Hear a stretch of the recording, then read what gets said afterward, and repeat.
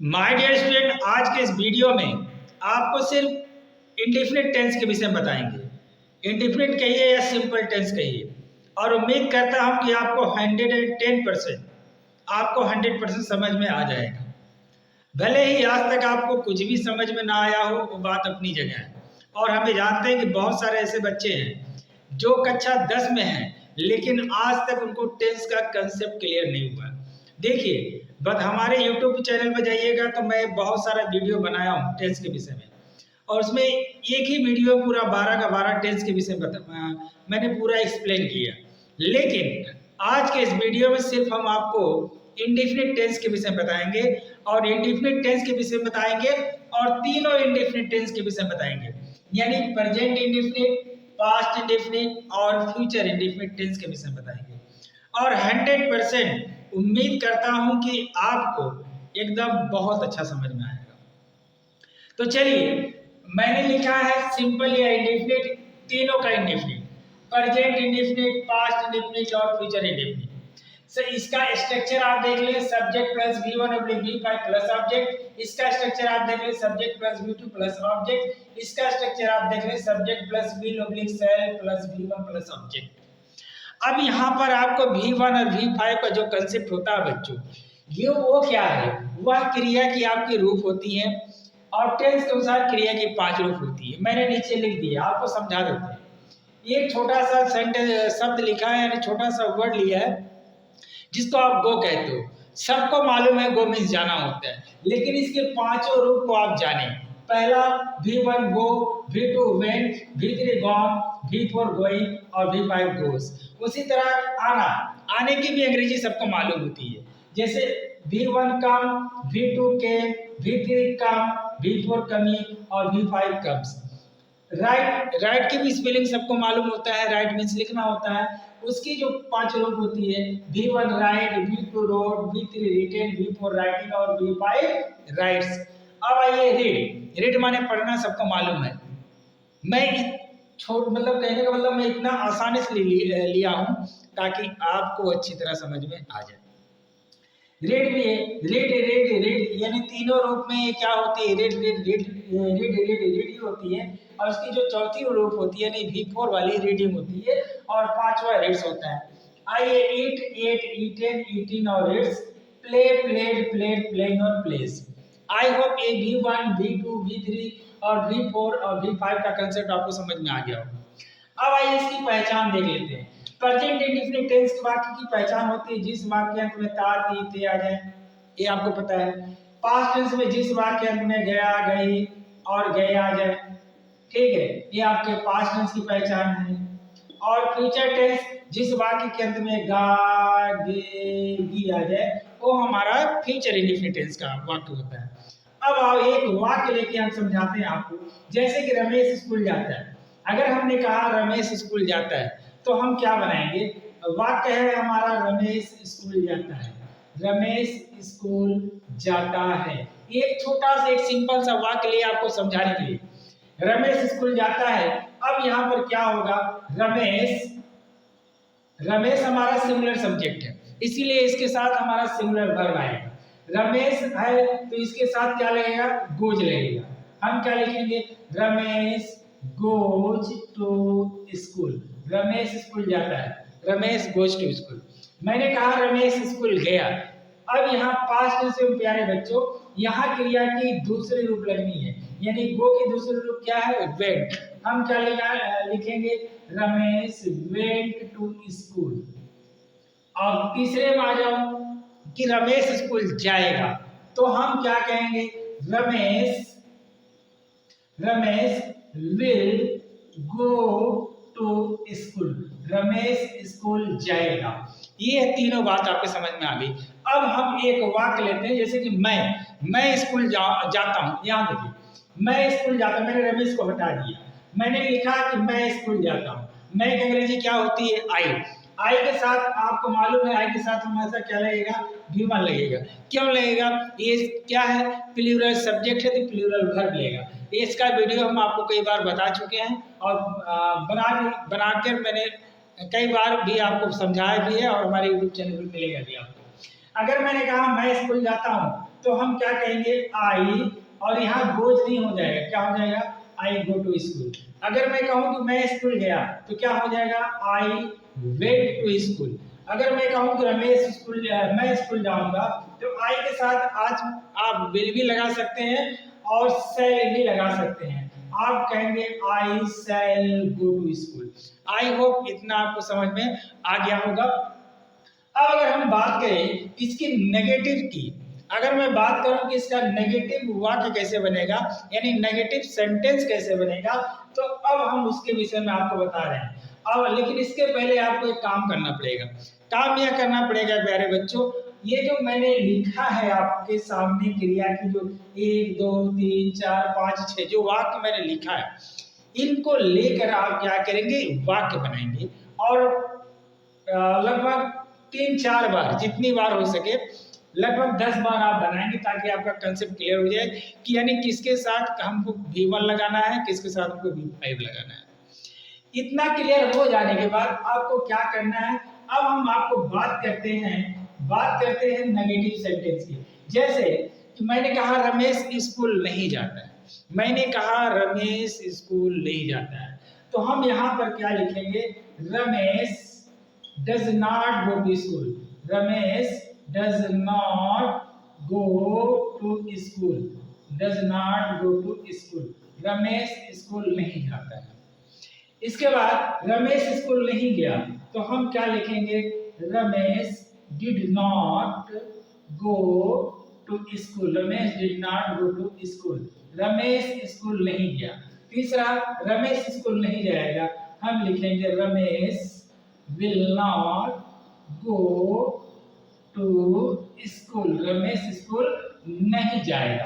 अब यहाँ देखो जरा ध्यान से, सिर्फ आपको ध्यान देना है इनका जो हेल्पिंग मतलब इनके साथ जो सहायक क्रिया लगती है नेगेटिव में, यानी नकारात्मक वाक्य बनाते समय जो इन तीनों टेंस में जो हमारा हेल्पिंग वर्ब लगता है, इसको ध्यान देना। प्रेजेंट टेंस में, यानी प्रेजेंट टेंस में जो हमारा हेल्पिंग वर्ब लगता है प्यारे बच्चों, वो आपका डू और डज लगता है, डू और डज लगता है।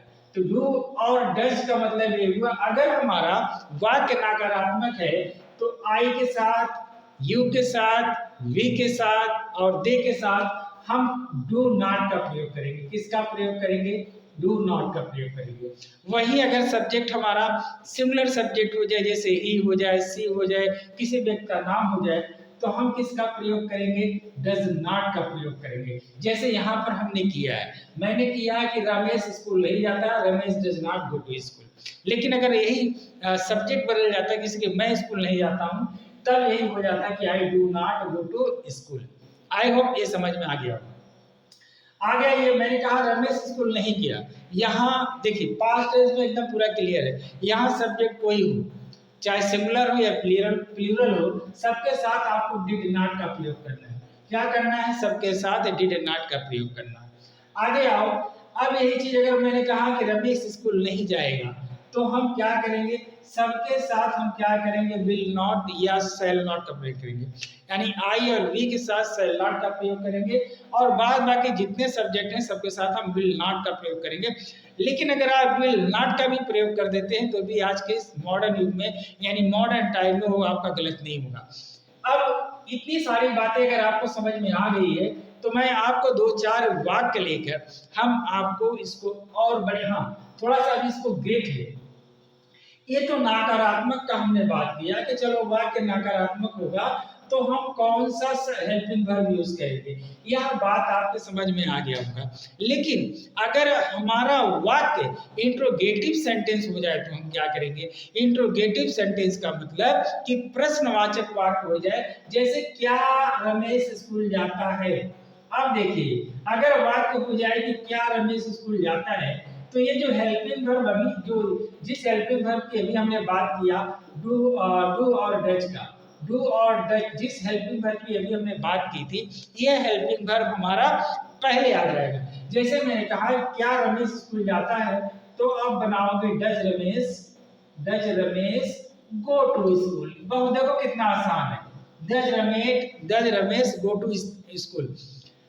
अगर वही पास्ट टेंस में अगर हम बात करें क्या रमेश स्कूल गया, तो हम क्या बनाएंगे, did Ramesh go to school. हम क्या बनाएंगे, did Ramesh go to school.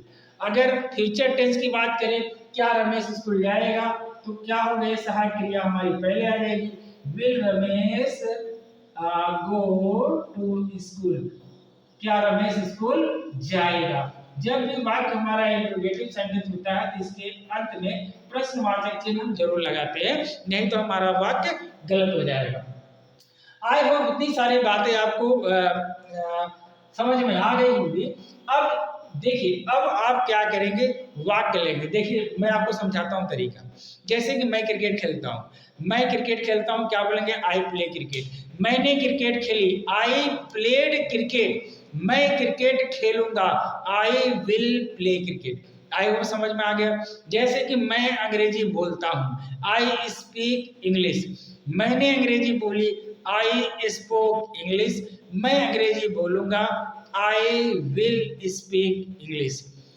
मैं अंग्रेजी सीखता हूं या फिर वह अंग्रेजी सीखता है, तो क्या बनाएंगे, ही लर्न्स इंग्लिश। वह उसने अंग्रेजी सीखी, ही लर्न, यानी क्या होगा, लर्न का क्या होगा, लर्न, यानी LEARNT, लर्न। ही लर्न इंग्लिश, वह अंग्रेजी सीखेगा, ही विल लर्न इंग्लिश। अब इसी तरह करके जैसे कि मैं क्रिकेट खेलता हूँ सपोज, तो हम क्या बोलेंगे, आई प्ले क्रिकेट। मैंने क्रिकेट खेली, आई प्लेड क्रिकेट। मैं क्रिकेट खेलूंगा, आई विल प्ले क्रिकेट। अब इसका नेगेटिव में थोड़ा सा देख लेते हैं। जैसे कि मैं अंग्रेजी पढ़ाता हूँ, तो हम क्या बोलेंगे, आई टीच इंग्लिश। मैंने अंग्रेजी पढ़ाई, आई टॉट इंग्लिश। मैं अंग्रेजी पढ़ाऊंगा, आई विल टीच इंग्लिश।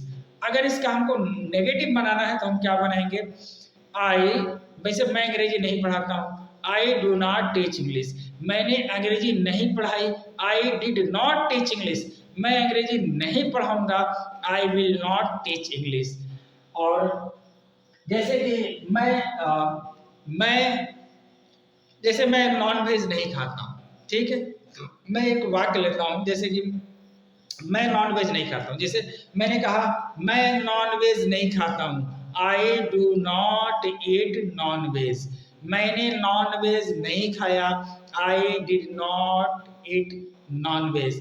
मैं नॉन वेज नहीं खाऊंगा, I will not eat non veg. तो इसी तरह करके आप क्या करेंगे, दिल से यार प्रैक्टिस करो। और देखो, जब तक टेंस का कंसेप्ट क्लियर नहीं होगा तब तक आप अंग्रेजी बोल भी नहीं सकते। और जब तक देखो, और बिना टेंस का कंसेप्ट क्लियर हुए आपका नरेशन नहीं बन पाएगा, और आपका वॉइस नहीं होगा, और इसके साथ साथ आप किसी चीज को ट्रांसलेशन भी नहीं कर पाओगे। ना तो आप लेटर लिख पाओगे, ना तो आप आर्टिकल लिख पाओगे। तो मैं तो यही कहूंगा कि मैं आपको सिंपल से ये 3 दिन करके इसीलिए समझा रहा हूँ कि ताकि आपको बात अच्छी तरह समझ में आ जाए। अगर कोई डाउट होता तो मैं प्रैक्टिस का इतना करवा दूंगा कि आपको जुबान पर इंग्लिश आ जाएगी। अभी तो जैसे कि अगर इंट्रोगेटिव की बात करें तो थोड़ा सा एग्जांपल दे देता हूँ। जैसे क्या तुम अंग्रेजी पढ़ते हो, डू यू रीड इंग्लिश। क्या आपने अंग्रेजी पढ़ी, डिड यू रीड इंग्लिश। क्या तुम अंग्रेजी पढ़ोगे, विल यू रीड इंग्लिश। जैसे क्या तुम स्कूल जाते हो, do you go to school. अगर सब्जेक्ट बदल गया कि क्या वह स्कूल जाता हो, तो क्या हो जाएगा, डज पहले आ जाएगा, does he go to school. क्या वह स्कूल गया, did he go to school. और क्या वह स्कूल जाएगा, will he go to school. जैसे क्या तुम अंग्रेजी पढ़ाते हो, डू यू टीच इंग्लिश। क्या आपने अंग्रेजी पढ़ाई, डिड यू टीच इंग्लिश। क्या आप अंग्रेजी पढ़ाओगे, विल यू टीच इंग्लिश। जैसे क्या तुम आम खाते हो, डू यू ईट मैंगो। क्या आपने आम खाया, यानी डिड यू ईट मैंगो। क्या आप आम खाएंगे, विल यू ईट मैंगो। इसी तरह करके प्यारे बच्चों, बहुत बड़ा मतलब कि कहा जाए कि रॉकेट साइंस नहीं, कितना आसान है। मैं यही चाहता हूं कि हमारा जो भी स्टूडेंट हमारा वीडियो देखे उसको लगे कि यार इंग्लिश सीखना सच में बहुत आसान है। तो आई होप दैट आपको यह बातें क्लियर हो चुकी होंगी। और थोड़ा सा अपने अंदर भी विलिंग रखिए ना सीखने की। जब तक सेल्फ के अंदर विलिंग नहीं होती है तब तक किसी चीज़ को सीखने में बहुत ज़्यादा दिक्कत आएगी। आप अपने अंदर यह विलिंग जी है, मतलब कि इच्छा रखिए कि नहीं यार इंग्लिश जो मुझे समझ में नहीं आती थी, अगर आप उसको दिल से चाह लोगे बच्चों तो 100% आएगा। और मैं आपसे वादा भी करता हूं कि आप 100% सीख जाएंगे। सिर्फ इंग्लिश बोलना लिखना ही नहीं, आपको मैं इंग्लिश यानी how to speak in English वह भी मैं आपको बताऊंगा। लेकिन पहले आप टेंस का कंसेप्ट आप बढ़िया से सीख लें, उसके बाद तो मिलते हैं आपसे अगले किसी वीडियो में। तब तक के लिए थैंक यू। और इसके साथ साथ जय हिंद करेंगे आपसे।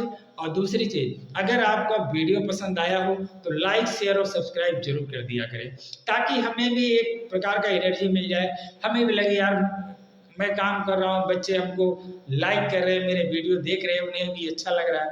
और इससे क्या होता है कि मैं और भी एनर्जी के साथ आपको जितना सारा कंटेंट्स है वो हम आपको बता पाएंगे। तो चलिए मिलते हैं आपसे अगले किसी वीडियो में। Thank you. जय हिंद।